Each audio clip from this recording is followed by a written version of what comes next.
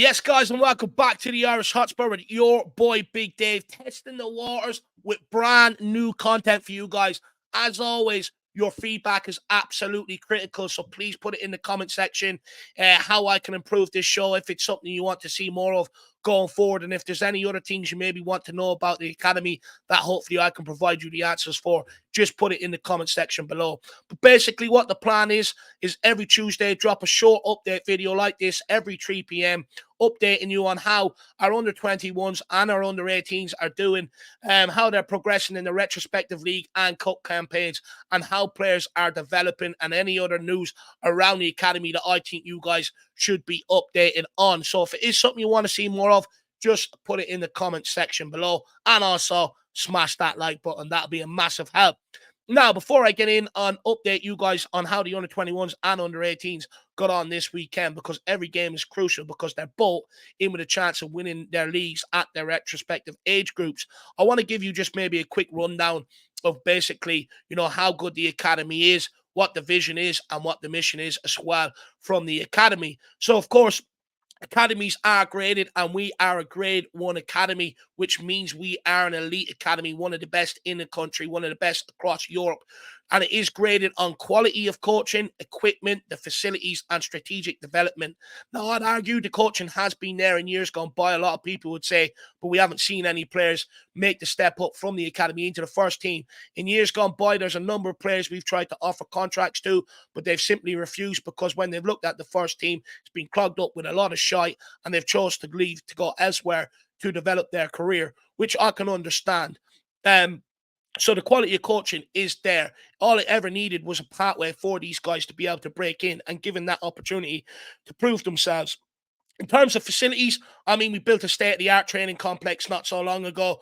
So I expect nothing less in that regard. I expect to have the best of the best equipment, and strategic development is just basically, trying to plot a way for them into the first team, areas of the games that they need to improve on, and stuff like that. So all good in that regard. Now on to the academy vision: to be one of the world's leading football clubs, renowned for a strong association with the community and a long tradition of developing young talents that play football the Tottenham way. Now, the most recent example of that would be Jamie Donnelly, who's come through the youth setup. Unbelievable for the under-18s last year, picking up a medal in the Premier League Cup in the process. Also a mainstay of the under-21s this year. Started off the season on fire. Absolutely on fire for the under-21s. Head and shoulders above everybody else. And he's got his reward, making a couple of appearances off the first team, off the bench for the first team. So there's the academy vision maybe coming to fruition. And then lastly, I didn't bother making a graphic for this. I probably should have. Your boy's probably got a bit lazy. But the mission is to create an elite environment that attracts, retains, and develops top quality players, providing an ongoing supply of academy graduates to the first team squad, whilst ensuring those individuals who do fall short of this standard have the necessary skills and education to enable them to achieve success either at another football club or in a vocational career, which basically means another career outside of football. Now, of course, in recent years, we haven't been able to supply that first team with any sort of players according to the mission. But what I will give the club is, in the summer, there was a massive sort of structure change for the under-21s. They're bringing players in from other academies, which we haven't been great on doing maybe in years gone by, to help the players better. And the more better players we have, the better it is for everyone. It drives everyone on to be better. We're also changed the payment structure. Before, it was sort of, keep them on low wages and make them sort of keep them hungry to try and get themselves on the big wages. However, it didn't work out, because basically, when we were offering these guys contracts, they were leaving and going elsewhere. So we've changed the payment structure, and we have signed a lot of them down to long-term contracts. Donnelly, Dorrington, people like that, Alfie Devine and all them sort of guys, Mikey Moore, all being tied down to long-term contracts for the future, which is good. And it's good to see that we look after players if football isn't their right career. or it doesn't work out from one way or another, if it's an injury or whatever, that we do look to give them support in another career beyond that, because you can't be in a bubble. You can't just believe that this is your career path, and for whatever reason, sometimes it doesn't work out. And for those who aren't good enough for Tottenham, it's good to see that we try to find them opportunities elsewhere. It's what Man United tried to do with a lot of their academy players in years gone by. And they never just really sort of cancelled the contract. They said, look, you're not going to make it here, but we have this club and this club lined up for you to speak to, which is nice to see that we're protecting these young kids. Now, we will move on to the results from the weekend. Of course, the under-21s winning 3-2 and the under-18s winning 3-2. We'll start with the under-21s, which is the graphic here on the left with your boy Will Lancashire, who scored a double on the night on the front cover of this picture. Now, our under-21s basically picked up where they left off in 2023 after a winter break, with a victory against Southampton in our first Premier League 2 outing of 2024, which was, of course, on Friday night. Now, Southampton sort of should have took the lead. They had the best chance in the opening exchanges with a well-worked breakaway, but their young striker, 15-year-old Jimenez, I believe, sort of blazed the ball over from 8 yards out, and we got away with it. But it was Tottenham who went on to open the scoring on the 32nd minute with a well-worked goal. Some great link-up play between a few players on the edge of the Southampton area, penalty area. And it was Lyons Foster who ended up finding that ball in behind for the on-rushing Max Robson, who took it in his stride absolutely beautifully and dispatched it home to put Spurs ahead and give them a 1-0 lead.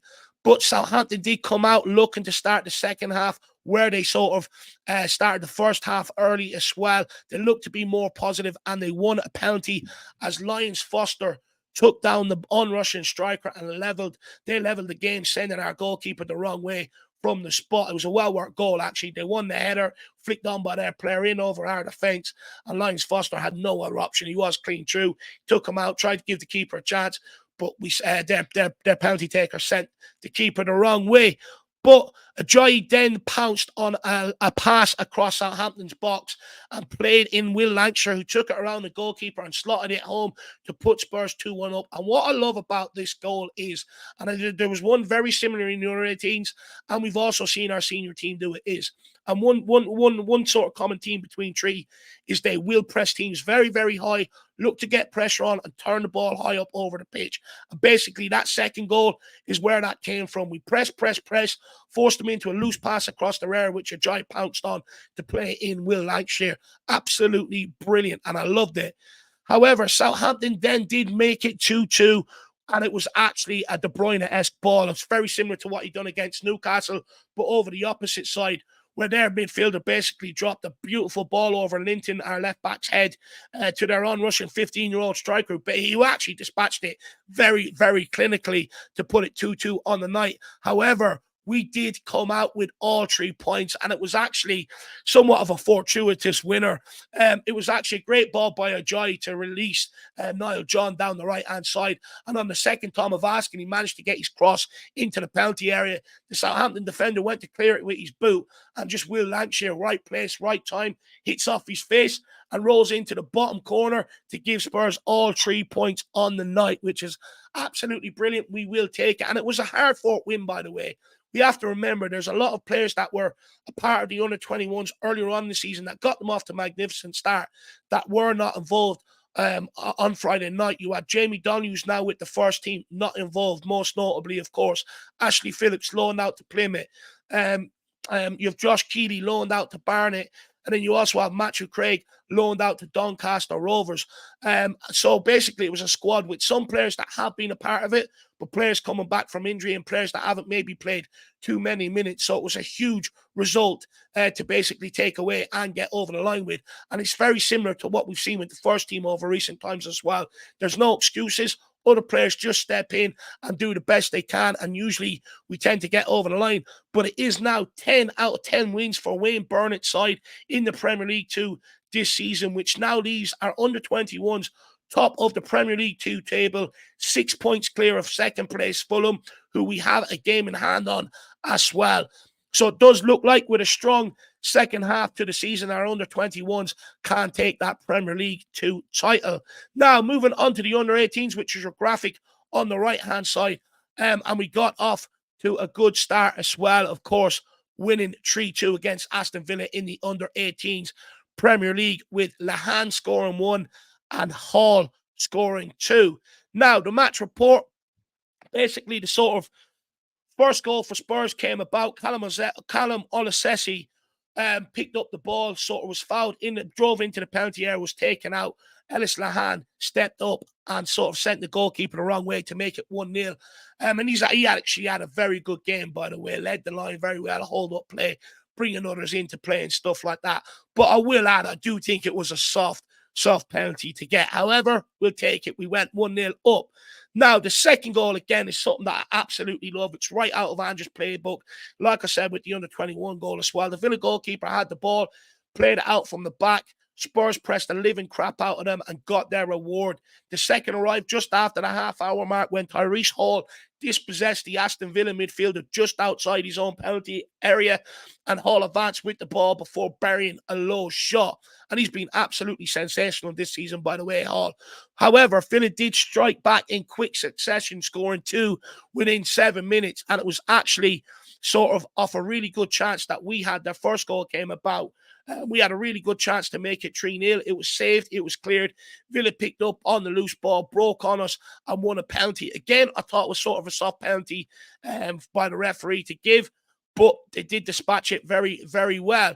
And then the second goal, basically, substitute made a nuisance of himself. Little wee kid sort of outmuscled one of our Tottenham players, got on the ball just on the edge of our box on the right-hand side, drove into the box, laid it off, and it was absolutely buried home. But the returning Mikey Moore from injury, he played 30 minutes, which was absolutely huge, and it was great to see him back. Very, very talented player. If you remember, Real Madrid, Borussia Dortmund, teams like that were ready to pounce and try and offer the guy a contract, but he committed his long-term future to Tottenham. Very, very highly rated. Basically, Mikey Moore got on the ball, very great feet, relayed the ball, pushed the ball on further to Tyrese Hall, who struck again deep in injury time. He found space in the box and swept home the winning goal in the dying seconds, which was a great finish. And that win leaves our under-18s top of the under-18 league table as well. 2 points over West Ham, who do have one game in hand on us, but we are in the mix to try and take home that league title as well. So very, very good from the two academy teams there. Also, the under-18s have a very, very important game today. The FA Youth Cup, that's at 7 p.m. tonight. It's at the Pirelli Stadium. Now, they're up against, who are they up against? I'm trying to remember. Who are they up against? I can't remember. Burton Albion, who knocked out Aston Villa, the team we bet at the weekend 3-2. So there are no mugs. It's going to be a tricky tie, and I'd love to see the under-18s get over the line tonight. I'm not sure whether it's on Spurs Play. I'll check the schedule. It wasn't up. I'm not sure if you can get it anywhere else. If anyone does know where you can get maybe a link or a stream for it, please let me know. Please link me up. But guys, that's what I have for you today. Hopefully you have enjoyed the Academy update. Let me know if it's something you want to see more of. Let me know if there's anything else you want to know more of about the Academy. I'll do my best to answer it. As always, smash a like button. Come on, you Spurs. In the big hands we trust. We never stop.